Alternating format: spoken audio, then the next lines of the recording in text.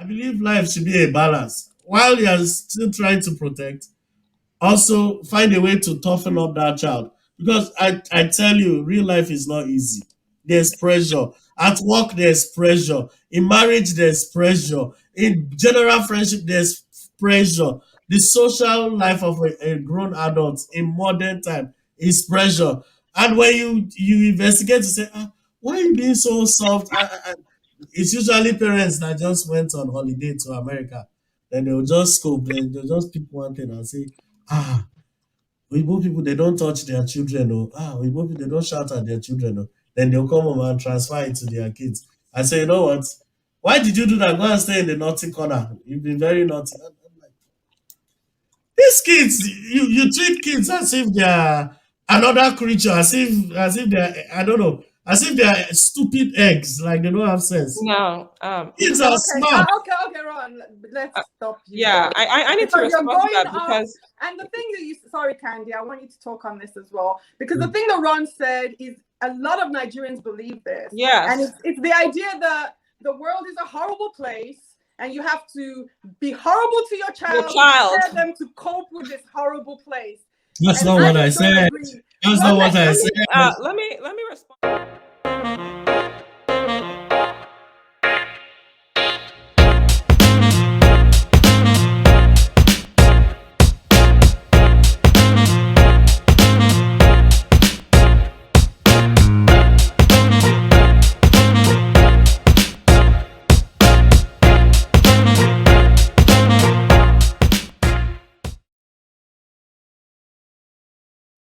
What I was trying to bring up. But may I come in as somebody who has been diagnosed with clinical depression and bipolar? Now, when people generally meet me, they say, "What's his name to talk?" Ron, he's been wanting to talk. Oh, Ron, oh yeah, Ron, come on. Sorry, I didn't see his hand. Thank you. Kind of bullying. This is the kind of bullying I've been talking about. Abi bullies me all the time on the show. This is exactly what. How did I bully you? Press my hand like 7 times, and each time she keeps passing me. See you now. Hey, Mama. Beautiful intentional bullying. Huh? I came to your rescue, didn't I? I am sorry. I apologize. I did not see you. Don't worry. When I speak me and you in camera, I will show you shaking. You're already bullying him again.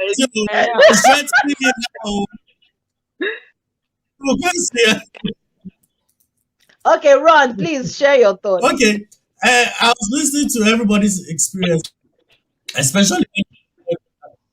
Yeah, this is the thing. I'll tell my story briefly, and I'll tell you what I think about modern day parenting and how we build up children for today. In my own case, I was deceived into military school. Like, I didn't know what the full package was. I was in primary school. Like, I was a bully to fix fights, organize fights for primary school. You know, this school thing came up and I had to go. You know, my dad was like, he didn't tell me that they were saying for discipline. No, just you passed. Oh, I'm really proud of you. And he kept using that proud of you. So the thing was getting to my head. And he kept telling everybody. So all the information I had was that once I go to military school, I'll wear uniform. And that was enough to motivate me, right? Well. I don't want Oprah Winfrey to come online too, but let's just say let me say unprintable things. Military school was horrible, but it was at the same time correctional. I was part of the privileged people to have been molded by the system, but some people were not that lucky because now I sit down with old classmates, old schoolmates, and they tell me how they felt while they were in school, that they didn't like it. I'm friends with every single senior I met, even the malicious ones, that's the benign ones, and the benevolent ones. I'm friends with all of them. All the airmen and officers, I'm friends with all of them. Why? as I left the school and I started becoming a younger man, I started saying that real life wasn't that simple. That's real life out of school. And to some extent, the school still protected us from real life. There are things I started experiencing as a young man. And I'm always usually one of the few people who survives these issues. Like it doesn't bother me. And people are like, what's wrong with you? I've been so toughened up to the point whereby I just know, how to adjust and cope immediately. Now, why am I telling this short story? I'm not saying everything, but why am I saying this? I think over time, parenting, especially in Africa, has gone south. Gone south. I'll tell you. While we're growing up, a child misbehaves, the parent is not there. Before the parents come, the nearest adults there will check that child immediately. And that child is not going to even tell the parent because the parent will still, for disgracing the household. Yeah, just for disgracing that household, they will still beat you up when the information gets to the parent. So you already know that once you step out of your father's house, you are the ambassador of that family. You behave yourself, or a lot of things will befall you. Now we have parents whereby every little thing they want to come out as defense. I'm not saying parents should not defend kids, so that's not what I'm saying. I'm saying that there are some things that you should just overlook. You cannot micromanage or supervise every aspect of your child's life. You are breeding weaklings. The world out there is rough.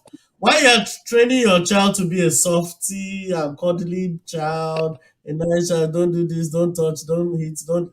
Somebody outside does not have a father or mother to tell him that one. And those are usually the bully they meet outside. How do they cope when you bring somebody from a soft buttered home to go and meet a rock criminal minded child? How do they cope? It's an automatic human phenomenon. The guy will always dominate that child. It doesn't matter how strong. I remember, thing about bullying is psychology. There's a way I'll look at you, I'll assess you. Can I bully you? Is this soft? Can you withstand me? Well, the moment I know you can't withstand me, I just go for it, and I just become a bully and I keep, Then the issue of schooling, hope you know that while I was schooling, most of the people who repeated classes were kids that had double promotion, were forced to schools at very tender age. For instance, why are you sending an 8-year-old child to a secondary school boarding house, a military school for that matter, 8 years old? Who are you trying to impress? Then on top of that, and he became 8 year old in secondary school because they were busy double promoting him, and the parents were hailing their children. See my child's report card. My child is more brilliant than your own. Okay, the child manages to screech to school and pass out at the age of 16, 15. And is this same person you are sending to university to go and meet grown adults? And you wonder why the population of all these secret societies or fraternities have more children in their ranks than sensible adults. Children are impressionable. It doesn't matter how brilliant you are. Academic brilliance is totally different from street wisdom. Yeah. Totally. I have friends till today. They are like Sheldon Cooper of, I don't know if you've seen The Big Bang Theory. Sheldon Cooper, they think one way, and that way is academic. They don't have any form of street smartness. Oh my God! I have to respond to Ron because this thing he's saying is very common thinking. Yeah, and it's so wrong. They can't. Okay, they can't relate to women. They can't even challenge their friends who outsmart them in business or any other activity they are going through. Now, am I saying that we should raise thugs in our home? No. I believe life should be a balance. While you are still trying to protect, also find a way to toughen up that child. Because I tell you, real life is not easy. There's pressure. At work, there's pressure. In marriage, there's pressure. In general friendship, there's pressure. The social life of a grown adult in modern time is pressure. And when you investigate to say, why are you being so soft? It's usually parents that just went on holiday to America. Then they'll just scope, then they'll just pick one thing and say, Igbo people, they don't touch their children. Igbo people, they don't shout at their children. Then they'll come home and transfer it to their kids. I say, you know what? Why did you do that? Go and stay in the naughty corner. You've been very naughty. These kids, you treat kids as if they're another creature, as if they're, I don't know, as if they're stupid eggs, like they don't have sense. No. Kids are smart. Okay, Ron. Let's stop you. Yeah, I need to respond to that because. And the thing that sorry, Kandi, I want you to talk on this as well, because the thing that Ron said is a lot of Nigerians believe this. Yes. And it's the idea that the world is a horrible place and you have to be horrible to your child. For them to cope with this horrible place. That's not what I said. That's not what I said. Let me respond to something That's you what said. I said. Let me respond to something you said. I'm one of those people. I do not hit my children. I saw my twin brother he got the shit beat out of him as a child because every Friday, I used to dread going home every Friday because I knew my twin brother, obviously after years, we got to find out it was a learning disorder he had. But he came home every day I remember from second grade. He would come home, we'll bring all our stuff home, and my dad would beat the shit out of him because he never got anything right. Like, he was dyslexic. He didn't, but nobody knew. So it wasn't his fault. But like, but when it's okay to be and to solve these kind of problems, that was traumatic for me. That's not what I'm talking about. Wait, listen, let me speak. That was traumatic for me. I made that decision that I will never hit my kids. I will not hit my kids. There are so many other ways to discipline children without laying a hand on them. So for you to say that, oh, you're training soft children, my daughter knows. My daughter does not fuck with me because she knows she cannot fuck with me, and I've never hit her. You can train children without laying a hand on them. You can't say because. No, I'm sorry. This just like I know. Hold on. I've even told you the thing I need to tell you. I grew up in Nigeria. They beat the shit out of me in Nigeria. They beat me in school. They beat me in lessons. They beat me at home. Not my parents, but the community. Listen. And you know what that does to you, Ron? All it does is it makes you a better liar. It makes you learn how to cheat and lie and deceive. That's not how you get the best behavior from your child. A lot of times, parents are just too lazy to actually take the time to explain why this behavior is a better idea than that behavior. We'd rather just beat you and let fear make you not do it. But all that is I won't do it when you are around. And it's wrong. Kennedy! I'm sorry, I had to go. The pain got too much, so I had to go take medication. And so I apologize. The pain was too much. So I missed out on. Sorry, I missed out on what Ron said because I had to go. I was in so much pain. I had to go. Don't worry, I'll repeat it now. Don't worry, I'll repeat it. So that's not what I mean. No, that's not what I mean. I'm just going to be quiet after this one last thing. Okay. I can tell that you people are not going to let me say what I want to say. This idea that they can't get women. Look at Signisha, what's his character called in Big Bang Theory? Why would you not want a child like that? That's exactly brilliant. The people that you beat, you know how they end up in jail. They're the ones that they go to. They have so much what happened to Big Bang? What character are you talking about? In jail. This idea that what character are you talking about? Child because the world is difficult. Which world? It depends on the world that you're preparing him for. There are powerful men on earth right now who cannot throw a punch, who have probably never been in a fight in their life. Exactly. You think Mark Zuckerberg has ever been in a fight? You think Bill Gates has ever been in a fight? That's not what I'm talking. This is a very backward way of thinking that we have to treat our children like animals. Tough enough to be able to deal with the world. No. I don't think that's what you meant to me. I think you're you guys just got triggered over something else I said. That's not out of context. I don't think that's no, that's you guys taking it to the extreme. Okay, let me speak slowly. It was just a leverage for comparison, not that it was don't say slowly. Now this is the thing. The thing is this: if a child is dyslexic, flogging a child or hitting a child does not solve. No, but you're missing the point. That's not the point of the story. Exactly. That's not the point. I'm coming. What did I'm you just say addressing. these two ladies?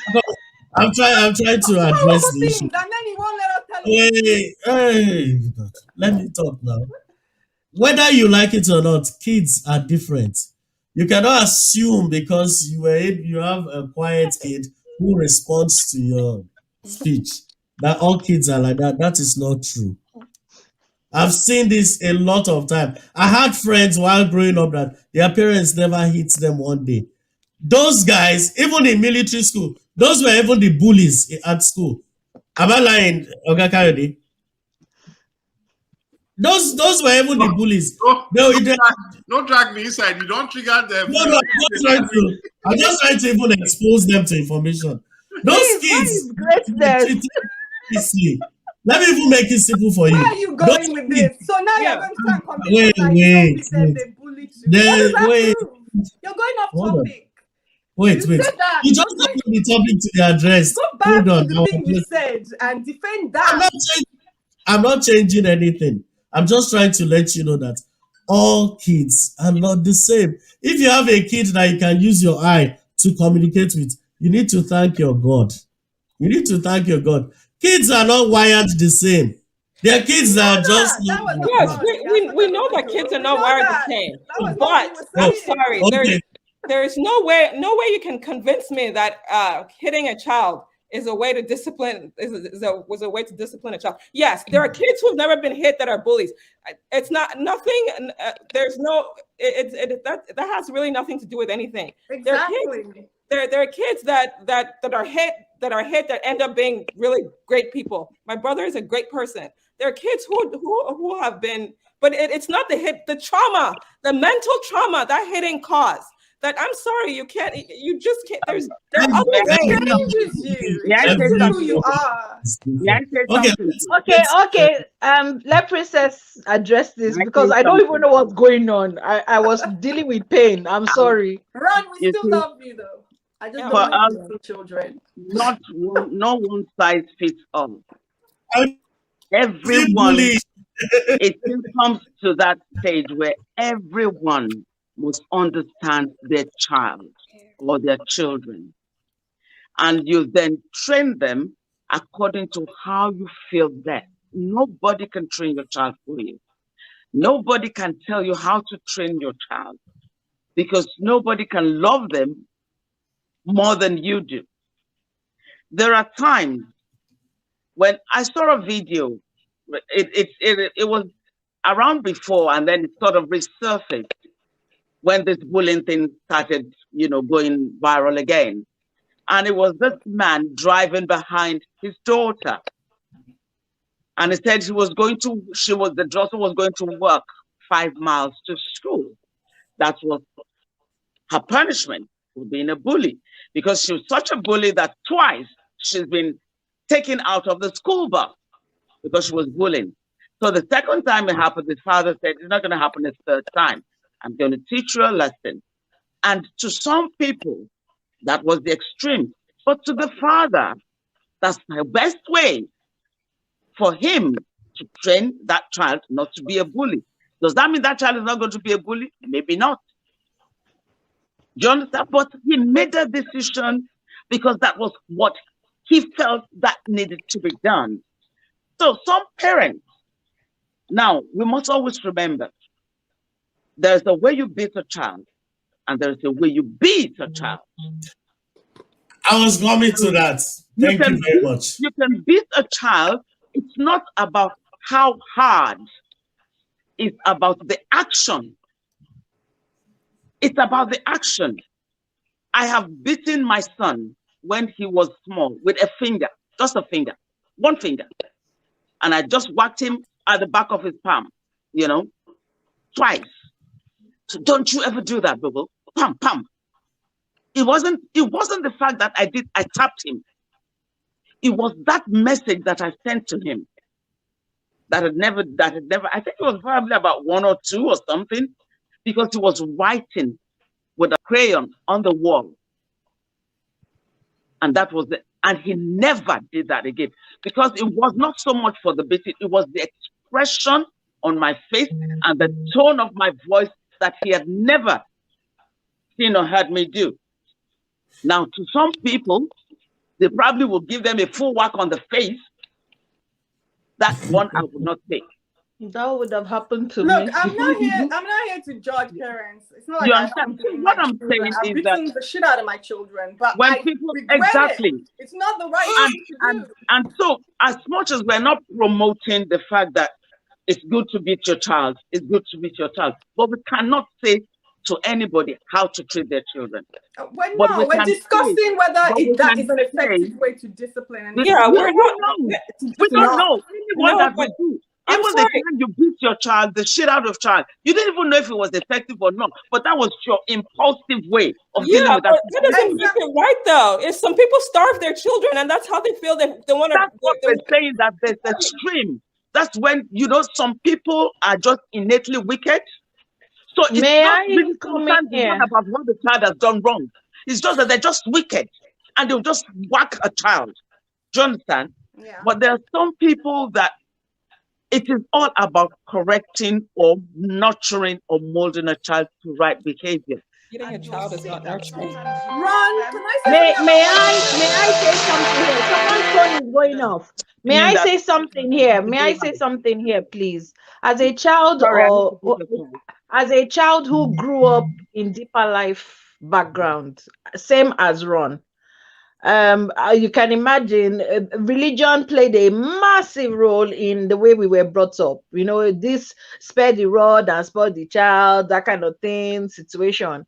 Now, the funny thing is, my dad, I can't recall my dad hitting me one time, and it was, again, like how Princess said, it was a finger, but I know I cried more at him doing that because, number one, he had never touched me in his life, and he was like, hey, stop that, and he used his finger, and I was like, I'm going to die. Because, again, my dad was the kind of person who believed in talking to you. He would express his disappointment. In fact, the way he would say his disappointment, you will cry more than my mother that will use the entire house to flog you.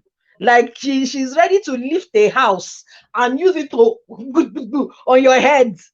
You will cry more because of that. There was a kind of way he expressed his hurt and his disappointment. I don't subscribe to hitting kids. I don't. But I know I've also seen some kids that are like, just small koboko on your hand should have set you straight.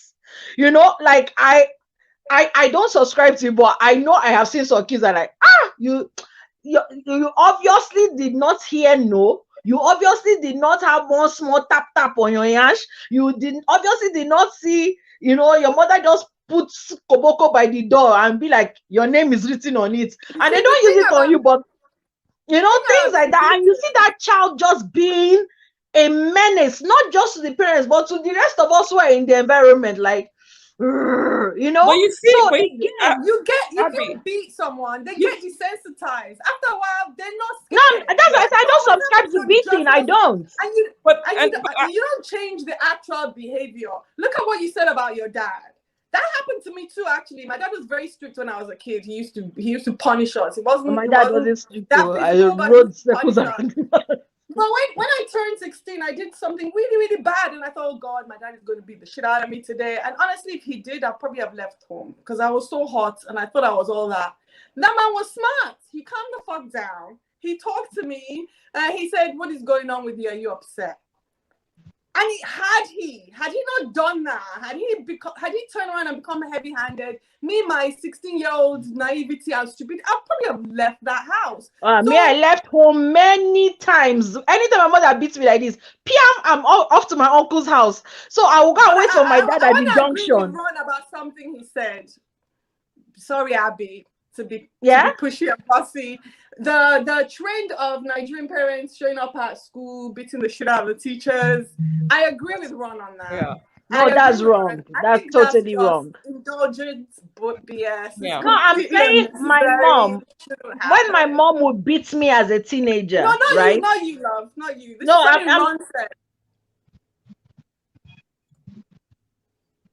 Saying when my beats me, I am leaving home. And my dad will never say, oh yeah, let's go back. He'll be like, okay, so where are you going to now? And I'm going to Brad Benji's house. Okay, greet him for me. Tell him I said hi. And he will actually give me money and I'll go. After I've come down like 4 days, and as soon as Brad Ben just opens the door and he sees me, he'll be like, yeah, your mother fought again, Abi. Yeah, just come inside.